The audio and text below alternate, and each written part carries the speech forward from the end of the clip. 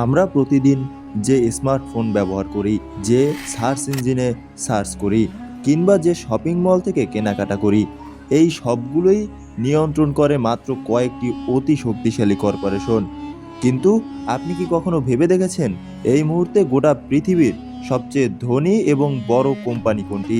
কারো মতে এটি অ্যাপল, কেউ বলবেন মাইক্রোসফট কিংবা গুগল, আবার কেউ বলবেন মধ্যপ্রাচ্যের তেলের দানব সাউদি আরামকো। আর সাম্প্রতিক এআই বিপ্লবের যুগে সবাইকে চমকে দিয়ে তালিকার শীর্ষে উঠে এসেছে এনভিডিয়া। তাহলে আসল উত্তর কোনটি? কিভাবে পরিমাপ করা হয় একটি কোম্পানির আকার? মার্কেট ক্যাপ বা শেয়ার বাজারের বাজার মূল্যে বনাম বার্ষিক আয় বা রেভিনিউ, এই দুইয়ের মধ্যে পার্থক্যই বা কি? আজকের এই ভিডিওতে আমরা কেবল বিশ্বের সবচেয়ে বড় কোম্পানির নামই জানবো না, বরং জানবো তাদের উত্থানের গল্প, তাদের ক্ষমতার রহস্য এবং কিভাবে তারা গোটা বিশ্বের অর্থনীতিকে নিজের হাতের মুঠোয় নাচায়। আপনি যদি বিজনেস, টেকনোলজি ও বৈশ্বিক অর্থনীতির পেছনে খেলা বুঝতে চান, তবে আজকের ভিডিওটি শেষ পর্যন্ত দেখতে থাকুন। চলুন শুরু করা যাক।